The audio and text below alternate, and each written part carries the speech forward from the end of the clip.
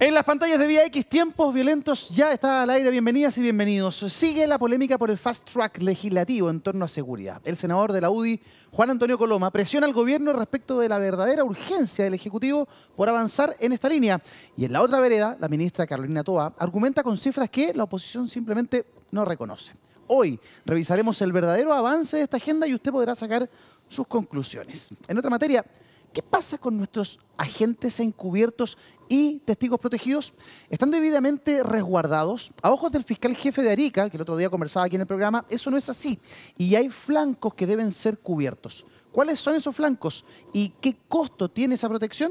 Bueno, ayer además hablamos del problema carcelario que hay en nuestro país. Nos enfocamos en el tema del hacinamiento y la falta de plazas. Sin embargo, a la luz de la posibilidad de tener una cárcel exclusiva para el crimen organizado, Gendarmería, los gendarmes en particular, están preocupados y desde ya plantean sus necesidades y requerimientos de cara a un penal destinado a los internos más peligrosos. ¿Cuáles son esos requerimientos? Lo vamos a conversar con los protagonistas. Bienvenidos a una nueva edición de Tiempos Violentos. Se está trabajando a toda marcha en la redacción de proyectos y en la presentación de estos proyectos para que sean tramitados por el Congreso Nacional. Y solo como dato, a propósito de lo que usted plantea, en la tramitación legislativa hasta el 31 de enero, este gobierno había aprobado un 75% más que el gobierno anterior en el mismo plazo. Eso da cuenta efectivamente del trabajo legislativo que se está haciendo. Pero ese trabajo legislativo también tiene que ser acucioso. No basta la celeridad, también hay que ser acucioso. Muy bien, ahí teníamos al ministro secretario general de la Presidencia, Álvaro Elizalde. Más que allá de la velocidad o la celeridad, hay que ser acucioso y apunta que este gobierno, en comparación al anterior, mismo periodo, tiene un 75% más de avance en materia legislativa. Saludamos a nuestros invitados, pero antes, como siempre, al abogado de la casa, Mauricio Daza. ¿Cómo estás, Mauricio? Muy bien, bienvenidas, bienvenidos a otro episodio de Tiempos Violentos. Además de todo lo que dice Eduardo, vamos a ver esta noche qué es lo que ocurre con esta condena a otro alcalde histórico de Renovación Nacional, Pedro Sabat, que se suma a lo que ha ocurrido respecto de Vitacura. Así que vamos a analizar de qué se trata esta negociación incompatible, cuáles son las penas y en qué consiste el caso. Eso y mucho más esta noche acá en Tiempos Violentos. Toda la razón. Saludamos a nuestros invitados de hoy. El primero en utilizar sus 10 segundos va a ser el senador Manuel José Osandón respecto de lo que decía el ministro Elizalde. Senador, buenas noches. Adelante. Bueno, gracias por la invitación con mi líder Daza aquí, futuro presidente. Yo creo que el presidente, o sea, el ministro tiene razón, pero las cosas en este fast track no se hicieron con las comisiones que correspondían y hay que priorizar. Hay que priorizar. Ya, vamos a ver cuál es esa priorización. Hay muchos proyectos importantes que no están en ese listado. Mire, ok, lo vamos a estar revisando en los próximos minutos. Saludamos a la diputada Lorena Fríes, que nos acompaña nuevamente en el programa de Convergencia Social. Diputada, gracias por estar aquí. Sus 10 segundos, por favor. Gracias por invitarme. Buenas noches a todas y a todos. Solamente decir que lo que importa es la calidad de los productos y no el número. Estamos a veces legislando sin evidencia y eso no corresponde. No corresponde. ¿Cuáles son los riesgos de legislar sin evidencia? ¿Cuáles son los problemas que vienen después? Que uno mira la ley y dice, chuta, ¿qué nos pasó acá? Bueno, parte de lo que vamos a estar revisando también el día de hoy. Y le damos la bienvenida al programa. Primera vez que viene a vernos al Tiempo Violento es el diputado del Partido Radical Socialdemócrata, Tomás Lago Marcino. Diputado, bienvenido. Sus 10 segundos. Muchas gracias primero que todo por la invitación. Creo que voy a estar al medio. No es ni ir ni muy rápido, ni tomarse todo el tiempo del mundo. Es compatibilizar el análisis adecuado de los proyectos de ley con las urgencias ciudadanas, que es el tema de seguridad. Perfecto, y debuta con perfectos 10 segundos entonces en su intervención. Buen sin radical, pasarse. Quirúrgico, como buen radical al medio, perfecto. Además tiene apellido de sombrero. Tú sabes que en Argentina hay una marca, Lago Marcino, que son los mejores sombreros de no le puedo creer. Argentina, finísimo. ¿Estaba al tanto, diputado? Algo me habían contado antes. Le habían contado. Yo no estoy diciendo que tengáis cara de sombrero, Yo estoy diciendo que yo soy un hincha de tu apellido. Muy bien. 1-0. 1-0, ya, 1-0. Con guante blanco la conversación comienza. Ahora, respecto de la materia legislativa, claro, la oposición está fustigando al gobierno. De alguna manera le representa que el Ejecutivo no tiene tanta urgencia en esta materia y aboga por mayor celeridad. La respuesta del ministro Elizalde estaba ahí, clara y evidente. ¿Y en qué pie estamos? El gobierno dice que, faltan 12 proyectos aún que no ingresan al Congreso. Podemos revisar, por supuesto, más adelante sus prioridades. El tema es si el Ejecutivo tiene o no prioridad en seguridad. Y a la luz de lo que hemos visto durante el último tiempo, parece que sí. Parece que sí. Diputada, ¿Es una de las prioridades? ¿Es la prioridad número uno del gobierno hoy día la seguridad? Absolutamente, es la primera prioridad y yo creo que se ha dado cuenta desde el año pasado que partió con un presupuesto que nunca había tenido el tema de seguridad en Chile, un 4,4%, a lo que se sumaron 1.500 millones más para decir, digamos, esa es la base, pero en términos concretos hay una línea de robustecimiento institucional, Ministerio de Seguridad y todo lo que viene, otra línea que tiene que ver con los nuevos delitos y ponernos al día con un código que es muy antiguo y en tercer lugar el fortalecimiento y robustecimiento de las policías. Me parece que todo andando. Está todo andando. Senador, ¿usted nota esa celeridad, nota el interés, la urgencia, la premura? Primero, ¿O no? es evidente que para el gobierno y la oposición la primera prioridad es la seguridad. delincuencia. Eso jamás yo se lo compro al tiro. Si el problema es otro. El problema es que primero se hizo una figura comunicacional que se están amarrando solo. Porque el presidente del Senado, Coloma, con la ministra Toá, hizo una conferencia de prensa. A mí Coloma me llamó, a la rápida, hicimos una presentación, pero no hicieron un trabajo de priorización con las dos comisiones. Así es. Porque aquí, por ejemplo, a mí más que lo que darle celeridad a si son 31, 20, lo que sea, es cuáles son los proyectos más importantes. Y hay algunos que no están ahí. Por ejemplo, está esbozado, pero no el proyecto en sí con fuerza, que es el de seguridad privada. El rol de la seguridad privada va a ser muy importante en el futuro y que hoy día lo estamos trabajando y lo tomamos nosotros como comisión del Senado. El proyecto que presentamos nosotros, los 7 metros, que es este espacio de seguridad que tiene que tener la policía cuando hay un conflicto con un problema que alguien puede ser violento. Que lo ¿El copiamos proyecto de los 7 metros? de los 7 metros. Te voy a dar un ejemplo. Tú eres un carabinero, una carabinera y te encuentras con, en teoría, un delincuente a 7 metros que puede tener una piedra, puede tener un cuchillo o algo. Tú tienes 7 metros para dar instrucciones, alce las manos, etc. Si no respetas los 7 metros, tú puedes usar el arma. Y eso es en todos los países desarrollados. Por ejemplo, el proyecto que no está en esta lista es de especialización de las policías. ¿Cuál va a ser el rol exacto y concreto que va a tener la PDI en investigar? ¿Y cuál va a ser, por ejemplo, el de carabinero? Y bueno, hay un montón de proyectos. Como esto fue una figura comunicacional de dar una señal de Coloma y la ministra Toá de que están preocupados del tema, porque eso es cierto, ¿no es cierto? A veces se cometen errores y estas figuras se pillan la cola. Yo hoy día lo que llamaría es a la calma, a que nos sentemos con las dos comisiones, porque es muy importante unir a las dos comisiones y priorizar. Fíjate que el proyecto, ponte tú, de usurpaciones, que la gente entiende poco y que se desvirtuó porque se araucanizó. Sí. Usurpación, para que la gente que no está viendo, es cuando alguien se toma algo. Se toma algo, claro. Se toma algo. Pero no solo se toma un terreno que voy a reivindicar mis derechos mapuches. No, me metí a una casa, me metí a un sitio en la playa. El norte está tomada las playas completas con segundas viviendas. Es una cosa escandalosa. Bueno, ese proyecto es súper importante. ¿Y cuál es el problema político que tiene el gobierno? Yo sé que la diputada me va a retar por esto, pero A ver. el gobierno es que Está ahí usted al no, porque dijo que medio. estaba Está ahí al medio. El gobierno tiene dos Profesionalista. almas. El gobierno tiene dos almas, y Ya. lo digo con mucho respeto. ¿En qué chocan las dos almas con este proyecto? Es que tiene unas visiones distintas. La alma yo hablo de los socialistas, PPD, la exconcertación, con la izquierda más dura, que tiene todo un problema de mirar la delincuencia en forma distinta. Fíjate que en todo lo que es las atribuciones, los derechos y lo que es la protección de las policías frente a los delincuentes, son visiones completamente distintas. Ya, Entonces, usted yo ve creo que que la la PDI ministra Economía- Toá tiene un problema súper serio, porque tiene un equipo que piensa una cosa y tiene otro que piensa otra cosa. Entonces ya tiene doble trabajo, porque tiene que ponernos de acuerdo. A ver, y ha sido difícil. Recoja el guante, diputada, y luego quiero la opinión del Recojo el diputado guante, Lamarcino. no voy a retar al senador porque por supuesto respeto mucho su mirada, pero sí diría que en esto no hay dos almas. Respecto del delito de la tipificación y delito, digamos, de usurpación, el gobierno ya ha planteado cuáles son sus objeciones con las que coincide todo el oficialismo. Diputado Lamarcino, ¿cuál es la mirada de los radicales en materia de seguridad? ¿Usted ve que hay premura o hay interés genuino de parte del Ejecutivo? ¿Cuál es la mirada respecto de lo que pasa con la oposición también?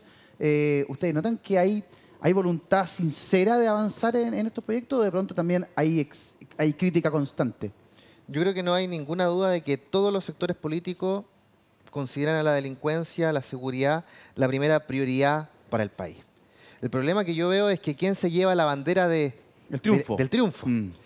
Y en esto todos empiezan a chocar porque Así como en el Senado el senador Coloma busca llevarse la bandera, por eso mismo se anduvieron enojando los diputados de oposición de Chile Vamos, porque se estaban tomando o cortando muchas decisiones en el Senado, más que en la Cámara. También, por cierto, estos enfrentamientos... Eso está bien, ¿eh? Ah, no sé yo, no sé yo. Está bien. Ah, Daza me va a apoyar.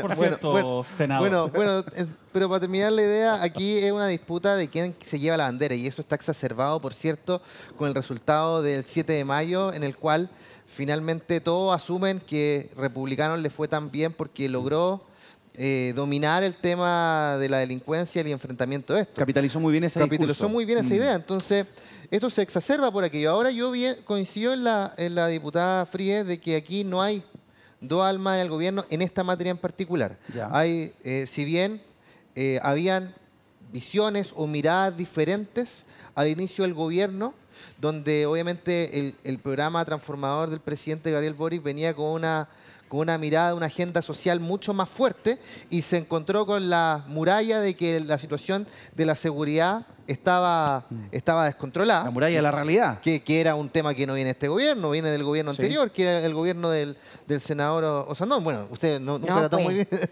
No era su amigo. Pues. Era su el más amigo, pero díscolo era de su todos, gobierno, pero era era el mismo su de su gobierno. gobierno. Entonces O pensando... sea, lo hicieron tan mal, pero no tan mal como este, pero lo Ay, hicieron mal. bueno, Mire, Y yo les voy a dar después, Al después que final- hable el diputado, dos ejemplos al final de del las gobierno- dos almas, concretitos. Al final ya. al final del Parece que gobierno no se ve eligieron cómo a se Piñera hizo. por lindo, digamos. Al final del gobierno vemos cómo se hizo, al final. A ver. No entre medio. Ahora, para terminar solamente la diputado, idea, por favor, termine. si bien habían dos miradas o dos énfasis distintos que se querían dar, en estos momentos es uno solo. Una mirada, un énfasis, delincuencia, y en eso estamos. Y Perfecto. por cierto, tenemos que ponernos de acuerdo con la otra mirada, que es la de la oposición. a ver, Mauricio Daza me quiere incorporar Oye, ¿puedo dar un input puedo más. dar dos ejemplos Usted para no va a dar salir los dos del ejemplos tema? de dónde, Ah, ya. dónde se refleja la dos miradas, pero quiero que revisemos un titular. Tenemos un titular Ah, ya. ahí. Es que Benja. hay dos ejemplos para demostrar que sí hay dos Mire, almas. ministro secretario general de la presidencia, Elizalde dice que nunca se habían aprobado tantos proyectos en seguridad. Gobierno Vale. lista presentación de dos iniciativas, Bueno, y le seguridad sabe. municipal e inteligencia financiera, que yo creo Sí. que es muy importante, sobre todo el segundo. El arrepentido le dicen. Pero plazos a los de los 75 días del fast track legislativo no se cumplirían. Información que trae el Mercurio. Si no se cumplen los plazos, ¿es un fracaso del gobierno o de pronto mejor tomemos un tiempito más, pero legislemos bien? Porque legislar a la rápida A ver, es también que- tiene sus problemas. Pero- Eduardo, eso es evidente. Sí, esto de apurarse por apurarse, las cosas hay que hacerlas bien. Pero ¿cuál es el problema que tiene el gobierno? Yo le voy a dar dos ejemplos claritos. A ver. Usurpación. Una parte importante del gobierno plantea que una persona que se toma un terreno, un sitio o algo, porque no tiene casa propia, tiene el derecho a hacerlo. Y que tiene que tener un castigo distinto. O sea, en el fondo tú puedes tomarte un terreno, crear un campamento y pasarte por cualquier lado todo lo que hace gente que no se toma nada, que postula, hace todo y que al final no recibe subsidio porque se los dan a los tomadores. No estoy de acuerdo. Eso es un tema, y ahí pueden ver los discursos de los senadores en el hemiciclo. Otro caso, cuando estábamos en la mesa de seguridad, que yo fui el único que no me bajé, ¿no es cierto? Verdad. Y no me bajé, la ministra Toá presentó un proyecto que para mí es de todo sentido común. A ver, transformar en delito cuando una persona, por ejemplo, va a la Plaza Italia a una protesta y va con una botellita de 2 litros de benzina, por ejemplo. Claro. O con una mechita en el bolsillo, cosas así. Y ella dijo, esto es un delito.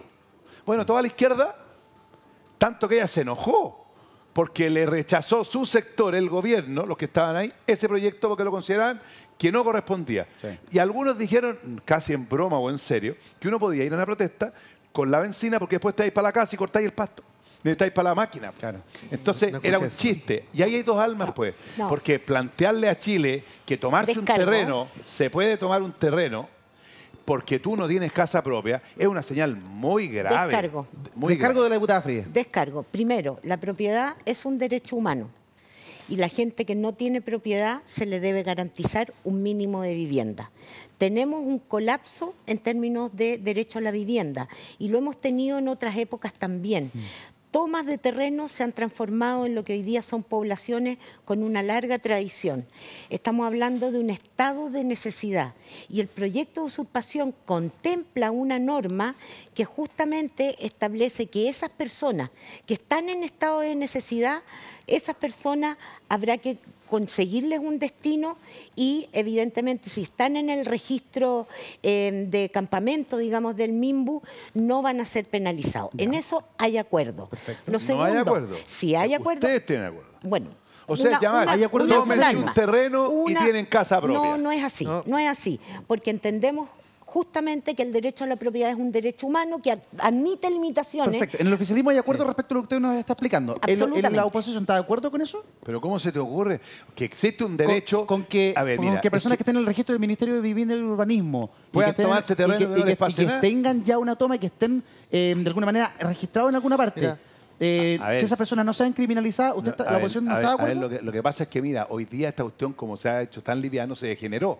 Porque resulta que ahora, fíjate lo que pasó con Correa, que lo mataron, o lo que pasó en Puente Alto, en Vista Hermosa, se tomaron un terreno y después lotearon, pues. Sí. Y venden en 500.000 pesos. Es otra figura. No, bueno, pero es que esa figura es crimen organizado y se permite por qué. Se permite porque no está penalizado, porque ahora ¿cómo se dice? Flagrancia, abogado. Flagrancia. Es que 12 horas. Mira lo que me pasó a mí. La cuestión es súper práctica. Trataban de tomarse un terreno en Pirque, gracias a Dios los vecinos lo sacaron, pero el dueño de ese terreno estaba, porque un comerciante estaba en China.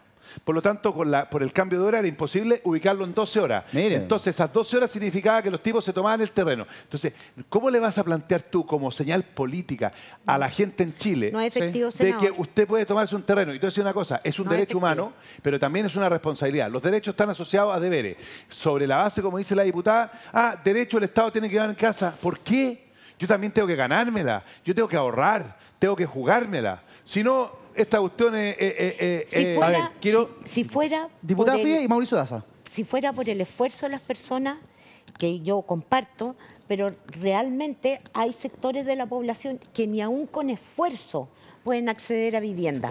No estoy validando las tomas que hoy día estamos viendo en el norte, no estoy validando lo que pasa en el sur. Lo que estoy diciendo es que hay personas que eventualmente se toman terrenos que son públicos, terrenos que están sin uso por los dueños. A esas personas hay que sacarlas de ahí, pero hay que darles un destino. No puede decir salgan de aquí y queden donde sea. Claro. Ya, Mauricio Daza. A ver, yo creo que acá se mezclan varios temas. Primero se mezcla una cuestión legislativa y una cuestión política, en lo que estábamos hablando al comienzo, ¿no? Donde, desde el punto de vista político, obviamente se trata de sacar la mayor ventaja en un tema que reditúa mucho, ¿no? En términos comunicacionales y político-electorales. Entonces, el que aparezca, ¿no? Hablando más fuerte, con la bandera más consistente en el ámbito de seguridad ciudadana, gana, ¿no? En este ámbito. Ya, ese es un ámbito donde se suele hablar de una manera un poco confusa respecto de lo que es aquello que realmente está pasando en el otro ámbito, que es lo legislativo, ¿ya? En lo legislativo existe un compromiso formal, suscrito entre el presidente de la Cámara, el presidente del Senado y el gobierno, donde se establecieron 31 proyectos y se establecieron plazos. Se dijo 75 días, 150 días, de aquí a fin de año, ¿ya? Y algunos de estos proyectos involucran presentar nuevas iniciativas por parte del Ejecutivo, otros involucran realizar indicaciones sustitutivas, ¿no? O sea, modificar aquellos proyectos que ya están en trámite en el Congreso por parte del Ejecutivo para generar la discusión. Solamente un detalle, porque el senador Osandón habló del proyecto de seguridad privada. Es un proyecto muy importante, lo hemos hablado en otros episodios de este programa. Que no está en el listado. Y que sí está en el listado y que está para ser despachado antes de fin de año. De hecho, se señala acá, proyecto sobre seguridad privada, el Ejecutivo presentará indicación, sustituirá el proyecto y esto está en segundo trámite en el Senado. Entonces, de aquí a fin de año el compromiso. Ahora, ese es un punto. Respecto a la usurpación, más allá de esta discusión, ¿no? Es efectivo, el derecho a la propiedad es un derecho humano que está en la Convención Americana de Derechos Humanos, pero ese derecho se refiere a las personas que son actualmente propietarios, no el derecho a ser propietario, porque ese está abarcado por otro derecho que el derecho a acceso a la vivienda, ¿no? Y que es otra materia. Pero el problema con el proyecto de usurpación tiene que ver con la posibilidad de poder repeler, ¿no? A quien se usurpa violentamente de un inmueble, ¿ya? Y en ese contexto el problema del periodo de flagrancia. Porque se señala, mire, ¿sabe qué? Póngase usted de que llega y viene alguien y se toma por la fuerza su casa, su terreno. ¿Cuál es el plazo que usted tiene para ir y repelerlo sin llamar a la autoridad, sin llamar a Carabineros? Ese es el tema de la discusión. Entonces, el gobierno sostiene que el proyecto ha evolucionado entre comillas, de tal forma que queda tan amplio la posibilidad de que usted pueda repeler, ¿no?, esta usurpación violenta que finalmente se cae en una cosa que se llama autotutela, o sea, justicia por la propia mano, ¿no? Y sobre todo cuando uno no está en el hogar. O sea, es el caso que dijo el senador Osandón. A ver, yo salgo de mi casa y cuando vuelvo resulta que hay una persona que la está ocupando. Entonces, ¿cuál es el plazo que yo tengo para poder repelerlo por mí mismo o llamar a Carabineros? En el fondo, ese es el debate que es un poquito más sofisticado y más determinado que lo que se está hablando acá. Yo, en lo personal, creo en todo caso que la propiedad no es un derecho que tenga que ser incompatible o afectado sustantivamente con el derecho a acceder a una vivienda, porque las personas que pretenden una vivienda no tienen el derecho a tomarse viviendas ni terrenos, ¿no? Sí. Y ese es un acto ilegal. Ahora, ¿cómo lo sancionamos? Es otro problema. Mira, hagamos lo siguiente, revisemos, por favor. Pero eso fue claro y expreso Sí. en los discursos del Senado que eso podía. Y lo que están haciendo, lo que hace es que esta cuestión hay que regularla, pero se está pensando, no es que tú vayas a balazo a sacar la cuestión, pero no que cualquiera pueda entrar a tu casa, porque mira, yo sé que el derecho a tener una vivienda digna es... Pero eso no quiere decir que por pobre que seas tú no tengas que esforzarte. Yo puede que a ti no te dé para comprar una casa, pero sí te da, por ejemplo, para ahorrar. Diputado, me viene pidiendo la palabra hace rato y quiero mostrar algo más. Muy cortito. El imperio del derecho tiene que respetarse. Si una persona es propietaria de un bien inmueble, tiene que ser restituido. Y por eso el periodo de flagrancia es fundamental. Pero ¿qué pasa cuando la persona que le están tomando un terreno quiere que le tomen el terreno porque tiene un fin oculto? Y esta cuestión pasa en mi región. Mi región, yo soy de la región del Paraíso, una de las regiones donde hay más tomas. Y aquí esto se ha transformado en un negocio para muchos privados, que dejan un terreno sin cerca, dejan que se tome, se toman el terreno, no colocan los recursos ante la justicia para que sean desalojados, porque es un terreno rural cuyo valor de suelo es bajo. De hecho, incluso los que se han tomado ese terreno han ido a buscar a comprarle a ese privado y decirle, oye, te compramos, nos organizamos, ahorramos. No, pero es que está muy barato por el uso de suelo, pues. Entonces están esperando que le cambien el uso del suelo a uso urbano, que suba el costo y que después papá Estado venga a comprarle y no comprarle a lo que compra el Serviu, que compra, no me acuerdo la cantidad de buffet que compra, pero hay un estándar. Pero quieren que les compre harto más alto. Entonces, también digamos las cosas. ¿Te fuiste por las tablas? Ah, no, ¿cómo que por las tablas? Importante. O sea, es lo que pasa en mi región. Oigan, ese es otro delito que hay que castigar. Sí, pero es parte del problema. Pero es que el delito que está planteando el diputado es crear loteos irregulares de una forma... Sí, pero no es lo mismo que una toma. Ese es un loteo irregular. No. Ahora, para que podamos avanzar la conversación, perdón, para que podamos avanzar la conversación, hay 12 proyectos que aún no ingresan al Congreso. De esos proyectos, me parece que la lista que la hemos revisado en detalle, uno de los más relevantes es sobre inteligencia financiera para perseguir el delito, capacidad especializada en impuestos internos y aduana, el levantamiento del secreto bancario para el caso del crimen organizado y creación de registro de beneficiario final. Y de eso esta vez no alcanzamos a profundizar mucho más. Hay una información que tiene que ver con lo que está pasando en nuestras cárceles, vamos a cambiar completamente de tema, y que tiene que ver con la idea de generar cárceles especiales para el crimen organizado. Hoy hemos conocido, a través del titular lo estamos mostrando, las exigencias, los requerimientos, las necesidades de los gendarmes para poder operar en esta cárcel que se estaría evaluando se hiciese en Calama, se construyera en la comuna de Calama. Bueno, sobre esas necesidades queremos conversar con el teniente coronel Mario Benítez, presidente de la Asociación Nacional de Oficiales Penitenciarios. Teniente coronel, ¿cómo está? Gusto saludarlo. Buenas noches. Gusto saludarlo. Ahí sí, lo escucho perfecto. Saludar también a los parlamentarios que lo en el panel. Muchas gracias. Voy a revisar algunos de los principales titulares respecto de sus necesidades. Anonimato y protección de identidad de funcionarios a cargo del recinto, es decir, que no se conozca la identidad de quienes trabajan ahí. Luego, especialización para los funcionarios a cargo de las labores en la cárcel especial. Viviendas en zonas especiales en la ciudad para que el personal tenga condiciones mínimas. Y servicios en el barrio donde viven los funcionarios, tales como educación, salud y seguridad en torno al lugar donde viven. Si estos requerimientos no se cumplen, ¿Gendarmería no está en condiciones de brindar el servicio en esa cárcel para el crimen organizado, teniente coronel?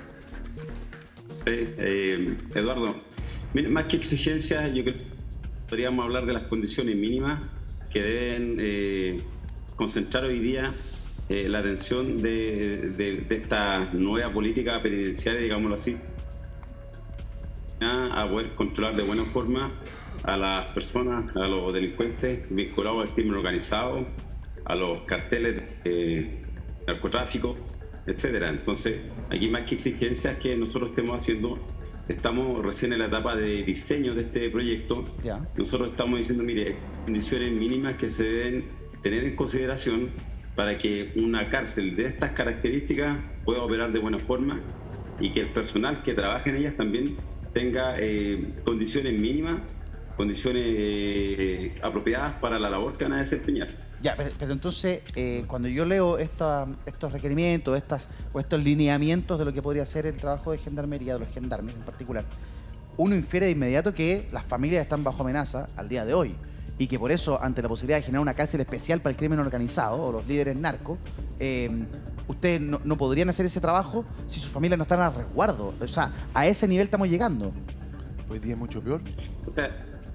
O sea, claro, tenemos que ver la experiencia en otros países también, donde, por ejemplo, muchas veces los cárceles son asesinados. Centroamérica es muy reciente eso. Entonces nosotros tenemos que adelantarnos a estos fenómenos, porque aquí estamos teniendo una población penal que tiene otras condiciones, otras características que no estábamos acostumbrados. Hay mucho, sobre todo, hay mucho interno que es proveniente de otros países, indocumentado.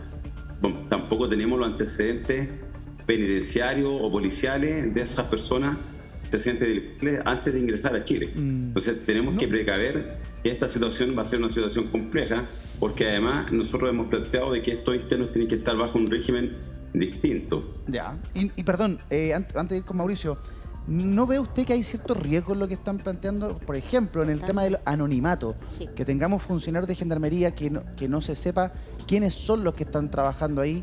También es una especie de zona gris. Hemos tenido muchísimos casos de corrupción al interior de las filas de gendarmería, en la que los mismos internos, sobre todo los ligados al mundo narco, son los que corrompen a ciertos funcionarios para que ingresen droga, para que muevan distintos tipos de elementos al interior de la cárcel. Y si eso sucede con funcionarios que sabemos quiénes son, nombre y apellido, cargos y funciones, si se hiciese una cárcel con funcionarios de gendarmería anónimos, entre comillas, ese riesgo aumentaría muchísimo más. ¿Han evaluado eso, Teniente Coronel? Mira, lo primero, Eduardo, es que hoy día sí la identidad del personal es reservada. Si tú revisas la ley orgánica de gendarmería, el artículo 27 establece ciertas materias reservadas y una de esas es la identidad del personal. Ya. Pero eso no quiere decir de que la identificación de estos funcionarios va a ser anónima, no. También la misma ley establece que los parlamentarios, las autoridades tienen acceso a esta información de saber quiénes son los funcionarios. Pero aquí tenemos que proteger también al personal. Por eso nosotros hemos planteado de que una cárcel de estas características tiene que considerar también cuáles van a ser las condiciones para su funcionamiento, cuál va a ser la ubicación, por ejemplo, de este recinto, los accesos, a qué distancia va a estar pero evidentemente una cárcel de estas características que requiere una alta dotación. También aquí va a haber, yo creo, una alta rotación de personal. Ya. Deben existir condiciones mínimas para que destinemos a personal a cumplir una labor tan sensible, Sí. tan especial como es mantener la custodia de internos vinculados al narcotráfico y al crimen organizado. Es decir, es una situación de riesgo y eso se tiene que analizar. Nosotros estamos señalando las condiciones que creemos que deben estar presentes las idóneas, al momento claro. de diseñar este recinto penal. Estamos aquí junto a Mauricio Daza, que Por también supuesto. quiere saludarlo y conversar con usted, Teniente Coronel. Teniente Coronel, ¿cómo está? Buenas noches, gracias por acompañarnos Mauricio, acá buenas tardes. en Tiempos Violentos. Le quería preguntar lo Hola, siguiente. Mauricio, buenas Porque, noches. sí, porque usted señala un conjunto de riesgos que se podrían concretar en caso que no se adopten estas medidas. Sin embargo, en la actualidad existen personas que lideran grupos de narcotraficantes que están cumpliendo penas en recintos penitenciarios en Chile. Existe la cárcel de alta y la cárcel de máxima seguridad, que es resguardado por personal de gendarmería. ¿Alguno de estos riesgos se ha concretado, ¿no? A pesar de que las medidas que usted señala no están implementadas hoy día, por ejemplo, en esos recintos penitenciarios? Lo que pasa es que hoy día los internos vinculados al crimen organizado están disgregados en recintos diversos de todo el país. Sí, efectivamente hay amenazas. Hay amenazas que creemos que a lo mejor se concretan adentro de la cárcel. Tenemos funcionarios lesionados. Ayer mismo en La Serena vimos un funcionario Voy a recordar, por ejemplo, el caso del alcaide de Angol. El alcaide de Angol tuvo que ser trasladado hace unos meses atrás, el ex alcaide, precisamente por amenaza. Claro, estamos hablando de otro grupo de internos, pero efectivamente esas amenazas claramente van a seguir, en la medida que tengamos internos más peligrosos, van a seguir existiendo. Y lo que nosotros estamos planteando es que se debe prever esta situación con anterioridad. Y fuera de este tema de la amenaza, también hay un tema de calidad de vida de los funcionarios. Estamos destinando funcionarios al norte, que tienen un alto índice de costo de la vida, tal como pasó en Antofagasta, sin vivienda. Eso se transforma en un tremendo problema para el personal. Es decir, con los sueldos que ganan los funcionarios del más bajo rango, evidentemente no tienen ninguna posibilidad de llevar una vida medianamente normal, ni menos con su familia en ese tipo de destinaciones. Entonces también tiene que ver, uno, el resguardo, lo segundo, la situación de la calidad de vida, y también no exponer a las personas también a una situación donde ellos van a estar trabajando en una situación compleja, pero sin ninguna garantía de por lo menos desarrollar una vida normal. Entonces eso creemos que está pasando. Por ejemplo, la cárcel de Antofagasta se inauguró esta cárcel para 1.500 pesos, incluso más porque se aumentó la capacidad según diseño, y se construyeron para esa cárcel 4 casas. Entonces cuando tienes que destinar tú 400, 500 funcionarios a cumplir una labor tan sensible y que hoy día impacta de sobremanera en la seguridad pública y no le da las condiciones mínimas, evidentemente ahí estamos generando un problema para nuestro personal. Sí, teniente coronel, para finalizar, por lo menos yo, según su experiencia, ¿usted cree que es una buena idea hacer una segregación de los líderes de carteles o grupos, organizaciones narcotraficantes y de crimen organizado, reuniéndolos todos en un mismo lugar? ¿O es una mejor forma de segregarlos, más segura para su resguardo y para el resguardo además de Gendarmería, el que sean destinados a distintas unidades carcelarias que están a cargo de la custodia de Gendarmería? Mire, hoy día se han tenido que enviar a distintas cárceles estos internos.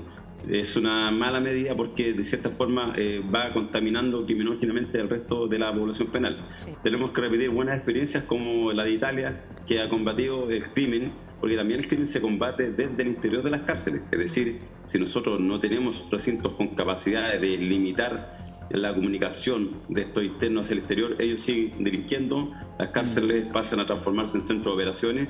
Entonces nosotros creemos que una cárcel de estas características, con un régimen que sea estricto, que permita tener una muy buena segregación, claramente va a influir de sobremanera en poder ir erradicando, ir cortando el círculo del delito, y ir, como dicen, desmantelando los carteles, la forma también de desmantelarlo, y que debe ser también desde las cárceles.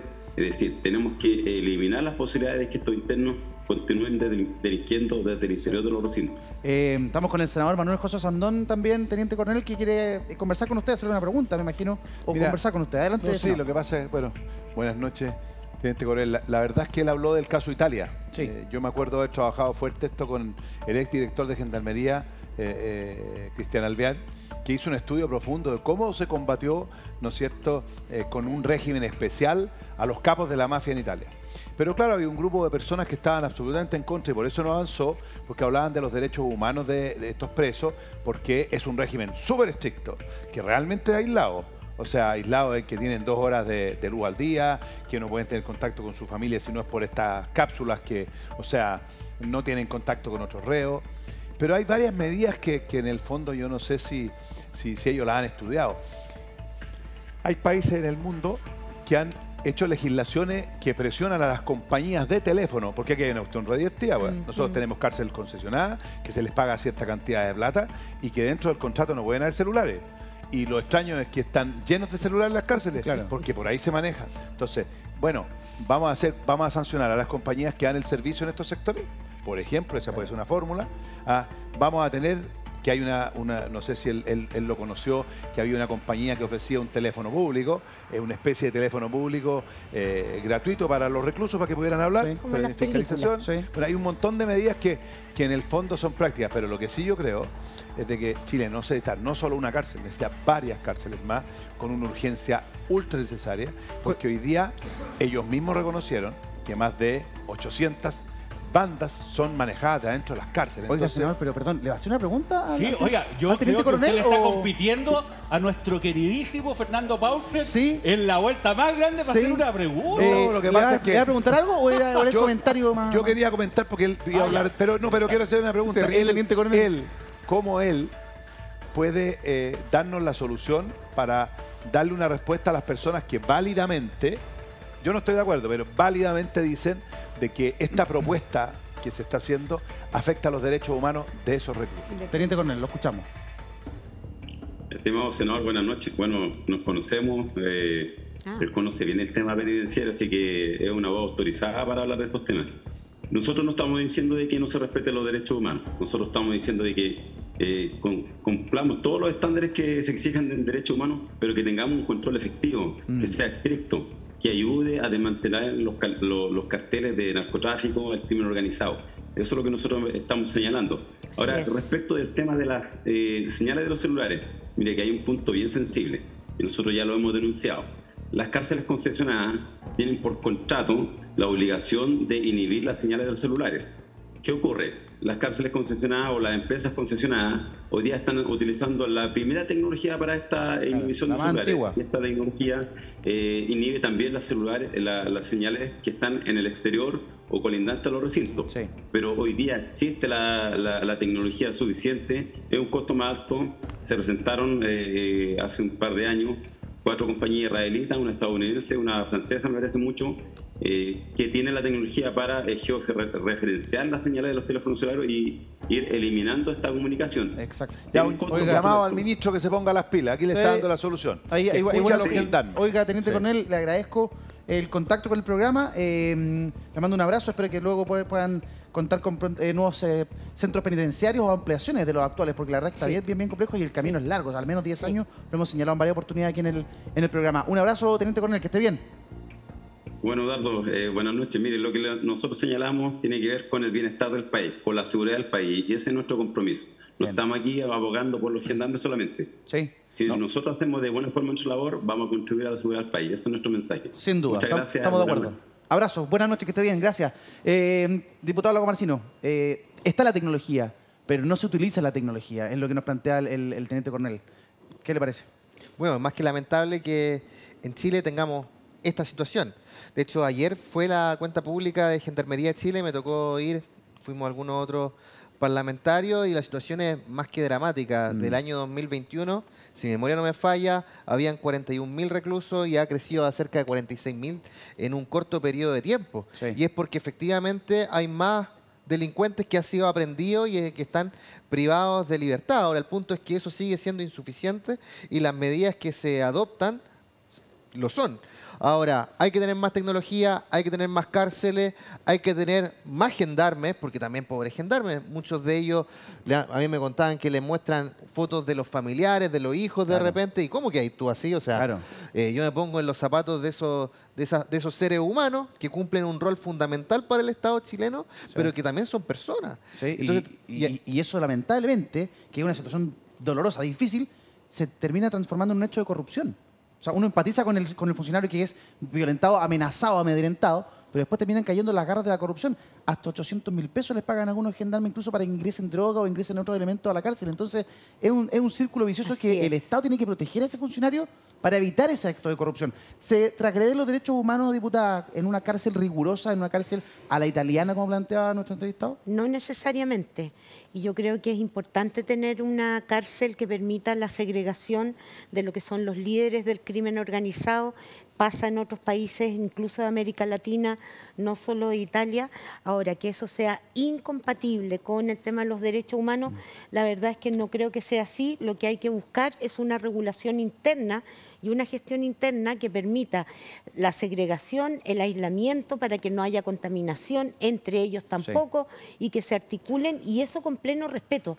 Yo quiero decir que siempre, y espero que el senador no lo piense así, pero suele ponerse el tema de los derechos humanos como la cara opuesta al tema de la seguridad. No es así, son compatibles. Sabemos que en Chile ha habido problemas para construir cárceles porque no hay ningún alcalde de ninguna comuna que quiera una cárcel en lo suyo. Entonces, tenemos que hacer eso, pero también, ojo, faltan varias cosas y entre ellas quiero apelar, y ahí sí me sale la visión ideológica, senador, quiero apelar ya me asusté. No se asuste porque va a estar de acuerdo, a invertir mucho más en lo que es rehabilitación y reinserción social de las personas privadas de libertad que no tienen esos altos grados criminógenos. Va a responder el senador Sandón a la vuelta de la pausa comercial. Regresamos de inmediato.